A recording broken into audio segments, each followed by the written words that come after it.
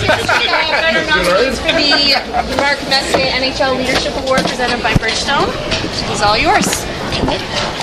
Yes.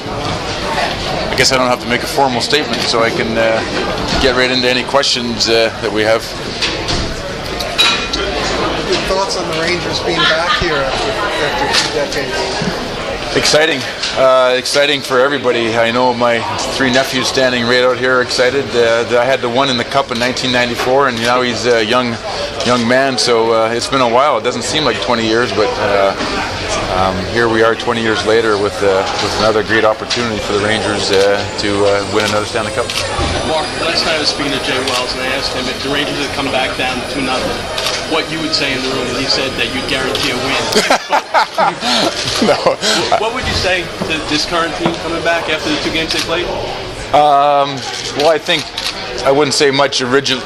Hey, Jim, I wouldn't say much originally because I think it's a good opportunity for everybody just to internalize their own thoughts. But I think the next morning, when the sun came up and the disappointment waned a little bit, you could have an open discussion about the opportunity that lays ahead. And if you really look realistically at the first 2 games, from the Rangers standpoint, they should be pretty encouraged about what they've been able to accomplish. They haven't got the results, but they've been right there in both games. So I think that's encouraging. And then I would say, trust the process in any big game, any big Game 7 or a must-win situation. You really kind of rely on the execution, and that's what they got to concentrate on tonight. And don't get too far past that, especially early in the game. Just think about execution and what they need to do to be successful. What, if anything, Mark, has been your intuition throughout the year? We all know you weren't kind of approach the team. So did you step back at all, or have you really met these guys often? No, completely step back. I took a day job up at the Kingsbridge National Ice Center that we're building. So that's been an incredible experience for me personally, and so I haven't been involved with the Rangers from a team stand, other than being a fan. My 10-year-old son is a huge Ranger fan. He's going to be here tonight. We watched a double overtime the other day, and so we'll be cheering on. But it's been a great year as a fan. The easy team to cheer for. The good thing and the lucky thing for me is that I got a chance to meet these guys over the last 4 years working with the Rangers, and I can tell you they're quality guys in that dressing room with a lot of character. And it's great to see them have the opportunity that they're getting right now because they've really earned it. Is your first game here this year? Oh, I've been there. I come all the time with my son. Yeah. Mark, some of the guys were talking about '94, how you guys shared the cup with the city, and they all pointed to you as you were aware of what goes on and what that cup means to the fan. Could you just talk about that? Yeah, I think the relationship between any city and community and the sports teams is important. And if you look at the success of Green Bay and look at the success that we had in New York, 2 different cities, but the same kind of idea where the team is connected to the community in a lot of different ways. And I think our team in '94 was very approachable. We immersed ourselves in the community. We attached ourselves to charities. We're out in the public. We had a good time, and I think the fans could really identify with us. And we told our stories through the media, which enabled the fans to get to know the players. Which then, when they came to the rink, they had the ability to cheer for the team on more just an entertainment level. And I think this team's done a good job doing that too. Like I said, they're an easy team to like because they're good guys. They're genuinely good guys. They got great stories. They've galvanized together as a team, the way teams do to get to this point, and it's been great to watch. How excited are you working with the guys last year and getting to know them? One of the things you work with them is face-offs, and you take a look at Dwight Boyle and Step, talk about LA's centers, and that was going to be something we had to worry about, but yet they're at almost 50%. Yeah, really a large improvement. A lot of it is just through trial and experience. I think once you have the idea of what you're trying to do in a face-off circle, then it gets to be about being able to make slight adjustments here and there, and depending on who you're going up over a game, and studying some tape and seeing what their tendencies are, and so it really just gets down to doing it long enough to get some experience and get better at it, and which Boyle and Steppen and the Ranger centers and Richards has always been good, and Broussard's good too. So they've held their own actually against a very strong face-off team in LA. How excited are you about Kingsbridge and what it means for grassroots hockey in this city? Well, I always get back to '94 when we kind of really transformed the game in this area on so many different levels. Not only because of the hockey fans that tuned into us that year, but also people that never paid attention to hockey all of a sudden became hockey fans and got captured by the story, only to turn around and find out that it wasn't that easy to become a hockey player or to ice skate. And here we are again 20 years later and still without the same facilities. And I just think in New York it deserves better. And here we are with an incredible opportunity to take the Kingsbridge Armory and transform it into the Kingsbridge National Ice Center, which will be a really give kids in this area a much greater opportunity, not only hockey, but synchronized ice skating, figure skating, short track speed skating, curling, all ice disciplines. But in today's day, I really believe that education through sports is important, and inspiring kids and giving them something to hang on to. And that's what we intend to do at Kingsbridge. We intend to inspire kids to give them another choice, do something that they've never had the opportunity to do in their lifetime. And I think New York deserves that, and the kids in New York deserve that, especially with 3 NHL teams in the metro area here. I think our kids deserve better. Are you occasionally surprised by how much the city still embraces that '94 team 20 years later? Well, I've been spending a lot of time on subways with this new job. I've been spending a lot of time on trains, and I'm spending a lot of time walking the streets again. So it is incredible to me. Like you said, here we are on the eve of 20 years, but the diversity of people that we touched in '94. Riding the Fort. Oh, I'm so sorry. Riding the 4 train up to. Sorry about that. Riding the 4 train up to the Bronx and getting acknowledged in the Bronx through Brooklyn, through the 5 boroughs. It's hard to believe 20 years later and still getting congratulated and what it meant to people. Have you had to pay for a drink in New York since then? Well, that's a good question. I've had to pay for a few, but not many. Mark, can you see yourself getting?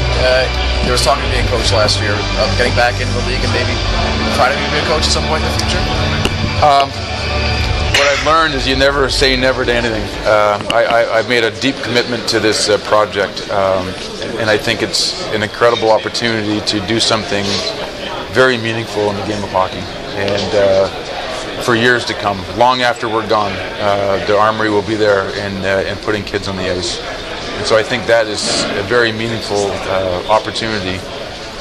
I've committed to that. Once we're open and running and moving through the process, we'll see where that takes me. But it's just going to be a lot of hard work to get this off the ground, and it has been this entire year.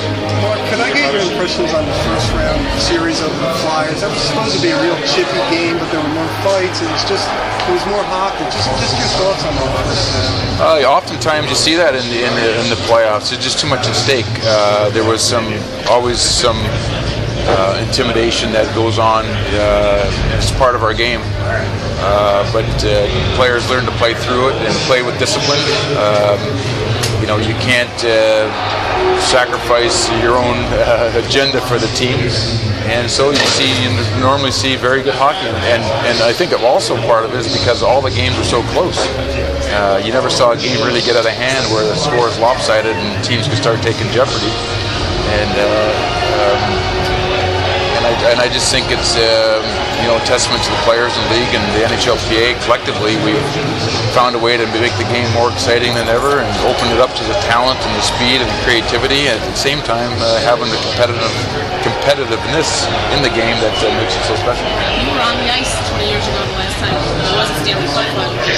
What do you think fans and players can expect when they feel Yeah, I just keep getting back to the fact that you got to be comfortable coming home and playing at any time during the regular season or in the playoffs. The familiarity of being home, your routine that you're into all year long, is what makes it that gives you that comfort. But it doesn't ensure a win. you still have to go out and you execute. You still have to go out and play a game that enables you to win. Fans can be a big part of that, but you also have to put the fans in position to be a difference, and that's by obviously playing a solid game. First of all, hasn't guaranteed them anything in this series, but would it mean more maybe in this game because it's home, do you think? You know what? I don't think. Obviously, I always loved to score first. That means the other team's got to score too to beat you automatically. But again, we've seen with the way the game has gone and the rules that we've made in the game that we've opened it up. And in past years, if a team got a 2-1, 3-1 lead, it basically could put a stranglehold on the game, and the game became a bit of a stalemate. Now it's exciting. Lead changes are often. The excitement level is as good as it's ever been, and it's not easy to hold the lead anymore because of the restrictions that we have on the hooking and the holding and the hitting from behind and things in the rules that we put in there. It opens up the game for the offensive players, and I think it's because of it, it's harder to hold the lead. Have you thought at all what it would be like if you were coaching the team this year? Considering all this is going through, all the teams done? Well, no, I haven't. But I obviously wouldn't have, accepted the offer from Glenn if I didn't think I could do a good job. Right. Well, I'm just thinking it's so much fun. It's pretty exciting. Yeah, no, I had a good idea, it was a good time, but there was no guarantees, as they say, but I was willing to take on the challenge. How is your relationship now with the My relationship has always been strong with the organization and the management and everybody. It's always will continue to be strong. There's too much history and it's too important for the city and the town and the kids and the children and everybody else to jeopardize that no matter what happens. And we're all adults and decisions need to be made and we all move on from those decisions. It's obviously humbling to stand here and have an award named after you for so many reasons. I think Jonathan Taze, Ryan Getzlaff, and Dustin Brown are three worthy recipients for so many reasons. Their careers have reflected the dedication it takes to get them to this point as a hockey player.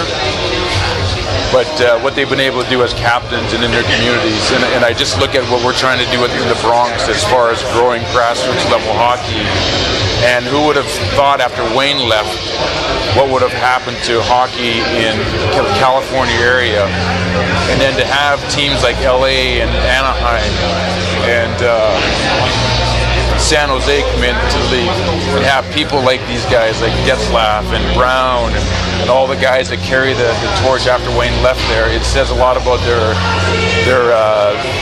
integrity and character and their passion for the game. And the same thing in Chicago. Look what Chicago has done to reinvigorate hockey in Chicago, an unbelievable hockey market that has been kind of down, and under the leadership of Taze, what the team has been able to do. So these guys are quality people, unbelievable hockey players, but more importantly, their dedication to the sport from an outreach in the communities. And we talked about what the teams in this area have done. Sick kids in hospitals, charities. They've gone above and beyond what athletes have done, and so we're proud to have them as recipients for this year's, or nominated for this year's Leadership Award, and we'll look forward to coming up with the winner at the end of the year in Vegas.